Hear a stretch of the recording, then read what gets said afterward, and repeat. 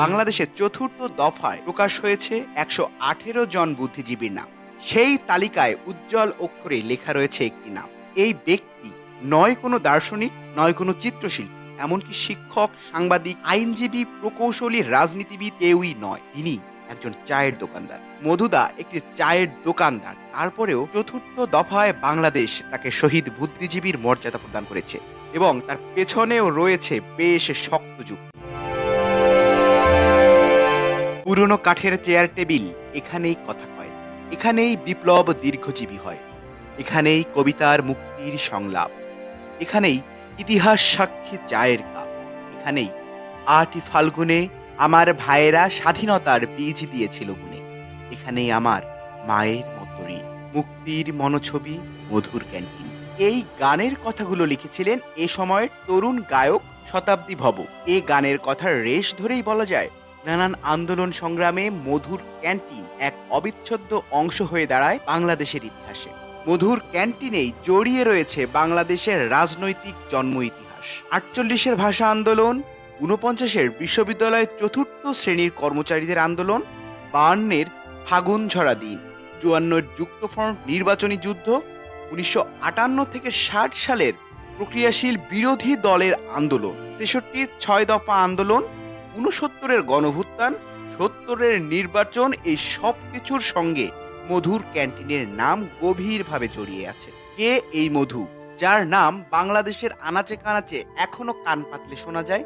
বিষয় বিচিত্রার আজকের পর্বে আলোচনা করব ইতিহাসের এই মধুদাকে নিয়ে।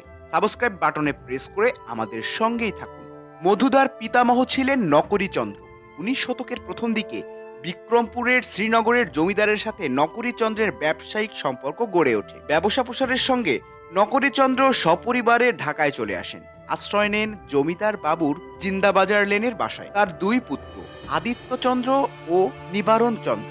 ১৯২১ সালে ঢাকা বিশ্ববিদ্যালয় প্রতিষ্ঠার পর নকরীচন্দ্র বড় পুত্র আদিত্যচন্দ্রকে দেন ঢাকা বিশ্ববিদ্যালয়ের এলাকায় ব্যবসা প্রসারের দায়িত্ব। নকরীচন্দ্রের মৃত্যুর পর আদিত্যচন্দ্র ঢাকা বিশ্ববিদ্যালয়ের এলাকায় স্থায়ীভাবে ব্যবসা শুরু করে। ব্রিটিশ পুলিশ এই সময়ে ক্যাম্পাসের আশেপাশে ব্যারাক ও ক্যাম্প প্রত্যাহার করে নেওয়ার উদ্যোগ নেয়। আদিত্যচন্দ্র ব্রিটিশ পুলিশের কাছ থেকে মাত্র ৩০ টাকার বিনিময়ে দুটি ছনের ঘর ক্রয় করে ব্যবসা শুরু করেন। মধুদার বয়স তখন ১৫ বছর। তিনি ১৯৩৪-৩৫ সাল থেকেই ঢাকা বিশ্ববিদ্যালয়ে তাই পিতার সাথে খাবারের ব্যবসা শুরু করেন। ১৯৩৯ সালে পক্ষাঘাতে পিতার মৃত্যুর পর মধুদার নিজেই ধরেন ব্যবসায়ের হাল। দ্বিতীয় বিশ্বযুদ্ধের পর ঢাকা বিশ্ববিদ্যালয়ের ছাত্রছাত্রীদের দাবির প্রেক্ষিতে ডাকসু কার্যক্রম শুরু করে। তাই কলা ভবনের পাশে মধুদার দায়িত্বে প্রতিষ্ঠিত হয় মধুর রেস্তোরাঁ।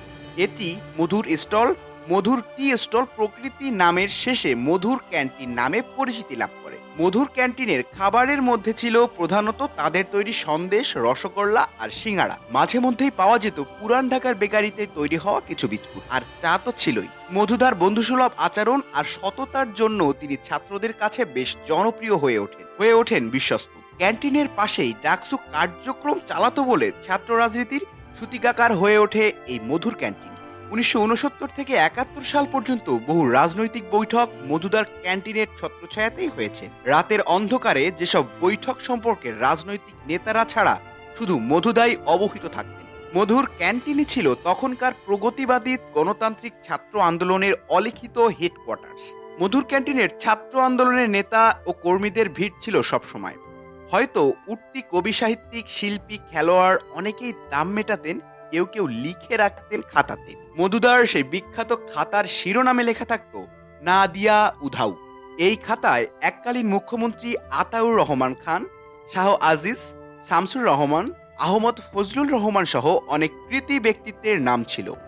৬০-এর দশকে অনেকেই না দিয়া উধাও খাতায় স্থান নিয়েছিলেন। ১৯৭১ সালের ২৫শে মার্চ মধুদা তৎকালীন ছাত্রনেতা রাশেদ খান মেননকে একটি ডিম ভেজে খাইয়ে বলেছিলেন, দাদা পরিস্থিতি ভালো না, নিরাপদ আশ্রয়ে চলে যান। তিনি এবং তার অন্যরা নিরাপদ আশ্রয়ে যেতে পারলেও মধুদা গেলেন শিববাড়িস্থ কোয়ার্টার্সে। ২৬শে মার্চ মধুদার বাসায় গিয়ে পাক বাহিনী তার স্ত্রী, পুত্র ও পুত্রবধূকে হত্যা করে আর মধুদাকে তুলে নিয়ে যায় জগন্নাথ হলের মাঠে। উপমহাদেশের শ্রেষ্ঠ দার্শনিক সি দেবের সাথে এক লাইনে দাঁড়িয়ে ঢাকা বিশ্ববিদ্যালয়ের অসংখ্য ছাত্র শিক্ষক কর্মচারীদের সবাইকে একসঙ্গে ব্রাশফায়ার করে হত্যা করা হয়। মধুদাকে জগন্নাথ হলে নিহত সবার সঙ্গে একসঙ্গেই গণকবরে সমাহিত করা হয়। 1971-এর পর ক্যান্টিনের হাল ধরে মধুদার বড় মেয়ে। একসময় মেয়ের বিয়ে হয়ে গেলে এটি চলে আসে তার বড় ছেলে অরুণ কুমার দের কাছে। তিনি মধুর ক্যান্টিন এখনো পর্যন্ত সচল রেখেছেন। বিষয় বিচিত্রার আজকের পর্ব এই পর্যন্তই। নতুন কোনো পর্বে নতুন কোনো ব্যক্তির বিস্ময়কর তথ্য নিয়ে আবারও হাজির হবে টিম বিষয় বিচিত্রা। সেই পর্যন্ত সাবস্ক্রাইব করে কমেন্ট করে আমাদের সঙ্গেই থাকুন।